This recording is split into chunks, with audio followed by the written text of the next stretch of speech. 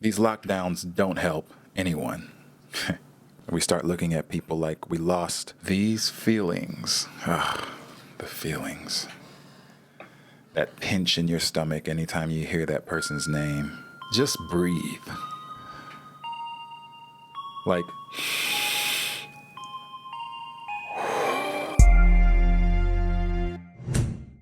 how have you dealt with breakups? I get a lot of messages. I've gotten a lot of messages from people going through this, going through breakups, and I'm not sure if it's because of the pandemic.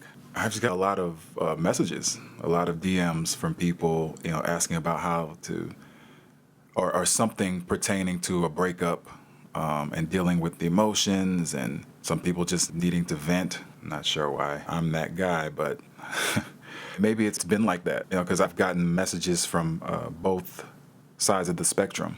Are cherishing the time, the extra time spent with, their significant other, and on the other side of it, I got messages from guys saying they felt caged in, like a dog, just wanting to get out. And I can understand both sides. So it's a tough thing to deal with. Like I said, I don't know if this is something that's been going on, or maybe because of the pandemic, I have more time to, pay attention to the patterns of breakup. But lately I've really been seeing a lot of it, or even just seeing people's posts, just the sadness and the brokenness. I've went through a couple of my own, breakups. Most of us have went through some sort of breakup, or heartbreak in our lives, whether it's as an adult or as a kid, right? So, but for me, two of the most worst breakups for me were long before the pandemic. So, many years ago, I went through a divorce, right, and that was obviously tough, especially when there's kids involved, my two sons. And then, a couple of years after that, I went through. It felt like an even tougher breakup with the relationship that followed after the divorce. It was tougher because at that point, I made a very conscious effort to get into a conscious relationship, right? I felt like I was more aware of myself, more aware of the do's and don'ts for Kel, and just very clear on my preferences. So I was very aware. When that went to hell, it was tough. And it was less about the person and more about, well, I just have more work to do than I thought to be ready for a relationship. So that was the lessons learned in those two, relationships in particular, were enough for me to, kind of take a step back and really assess and pay closer attention to both healthy and unhealthy relationship. But either way, regardless of what you may have gone through or whatever the situation might be, whether it's because of the pandemic or the relationship was hurting before the pandemic, or you got out of the relationship before the pandemic and it still hurts. The pandemic maybe made it worse for you because of lockdowns. You can't get out. You have more time to sit and stew about the wishes and wants and desires of this person, or what you could have done better, or whatever, right? They don't feel good, and I get that. But because of the lockdowns, we've been kind of subjected to our homes. Obviously, here in Manila, we're fluctuating back and forth between different quarantine classifications and lockdowns. So we're forced to stay home. And so then when you have these feelings, when you're dealing with breakups and when you're dealing with those thoughts and those dreaded feelings, you have nowhere to run. Right? I don't know about you, but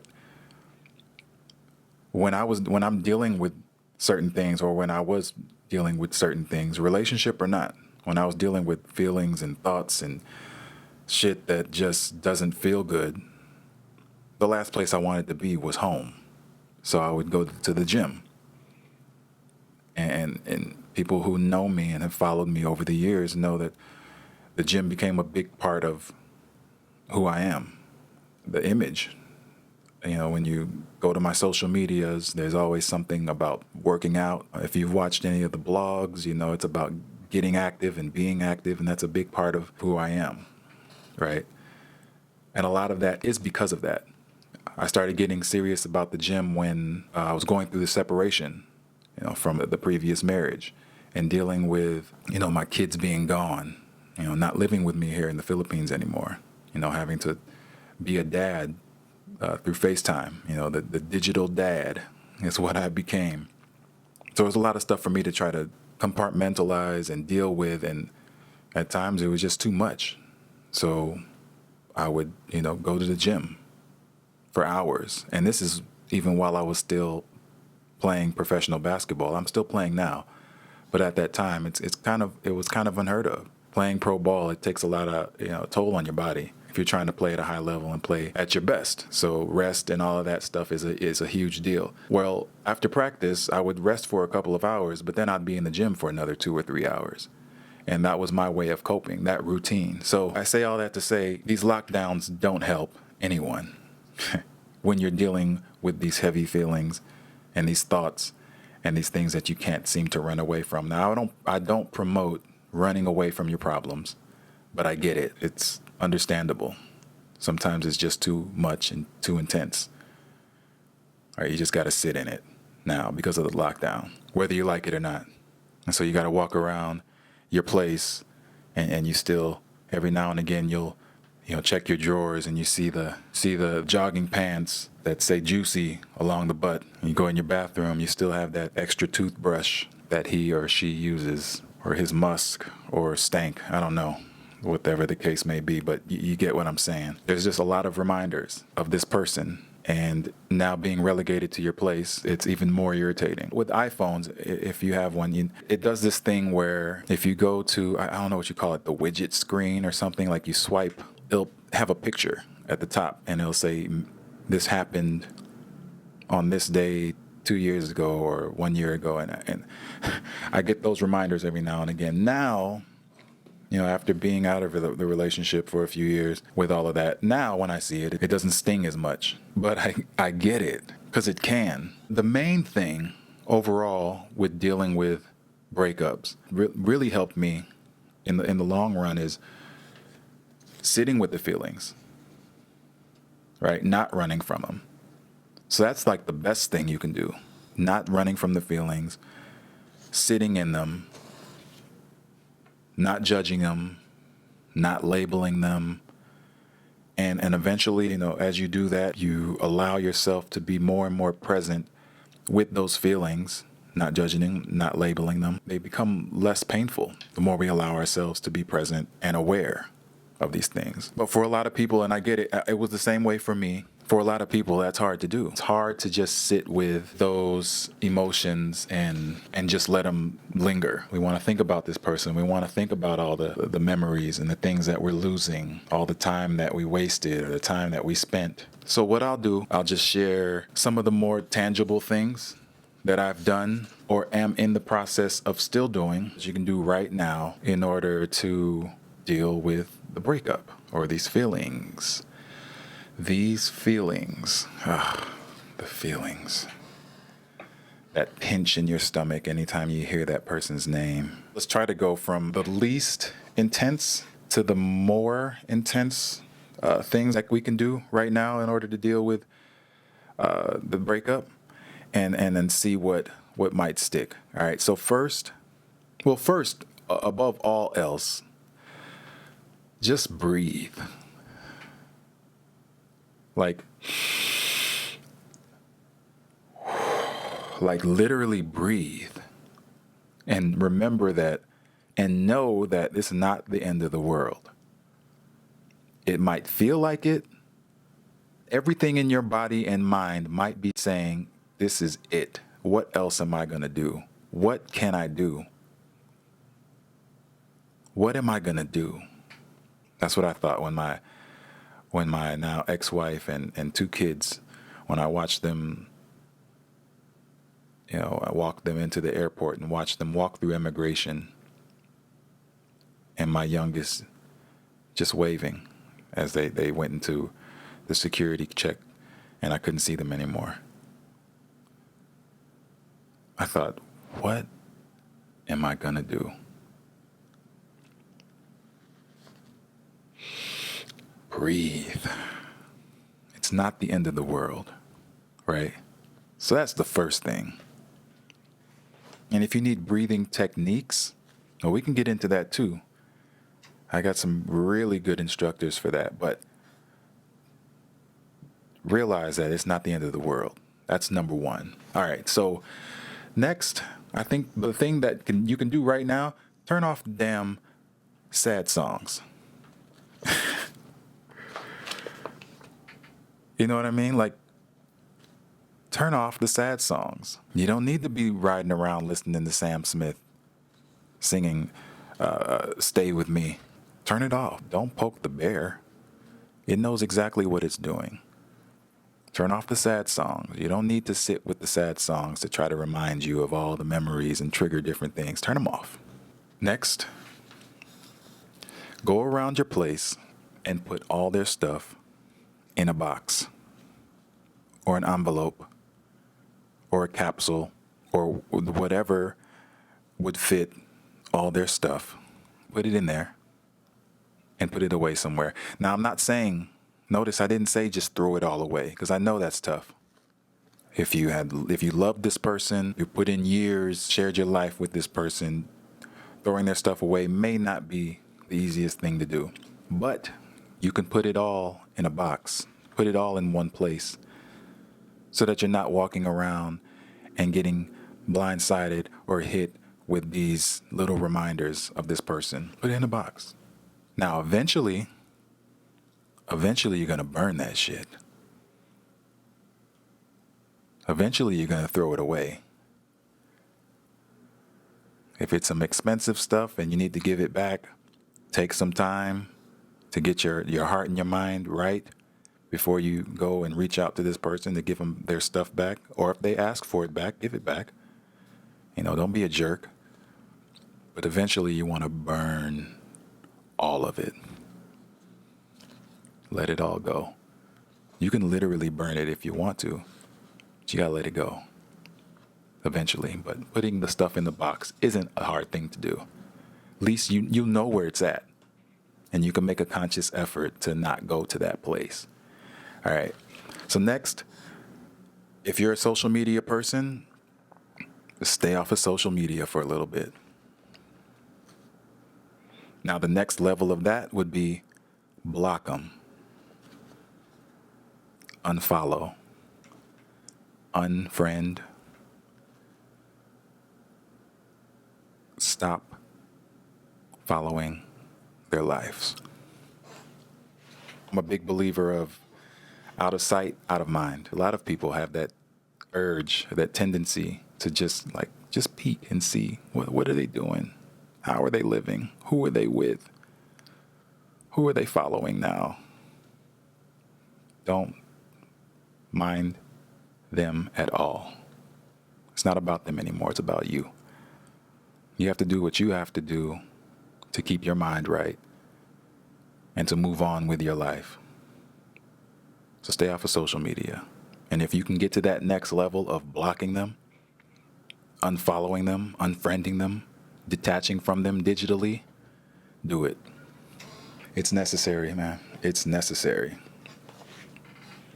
Next, go work out.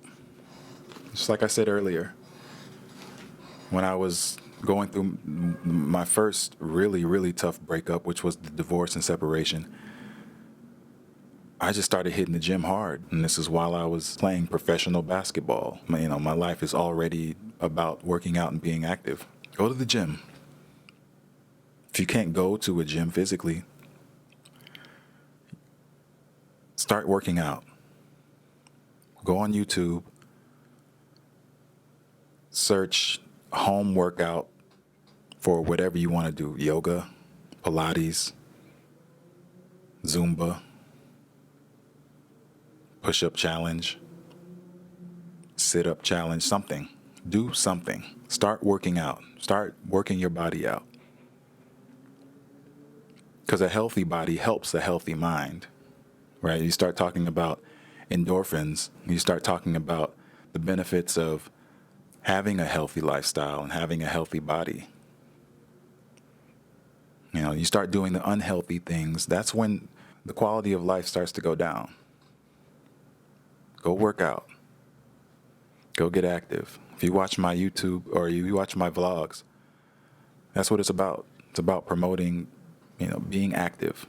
One of the last things I say, put your feet down tomorrow and get active. It's for that purpose. Number 5 is you put all this stuff in the box. Now go and scrub your home, your car, your work desk, and most importantly, your phone of this person. All reminders. Throw away the Valentine's candy box that you've held on to. Scrub your home of this person. Anything that reminds you of this person. Create your serenity. Recreate it again. And I think the hardest one right here is delete the contact. For me, it was. When I look back, that was one of the hardest things. Deleting the contact. Because you still hold out hope. You're like, what if, what if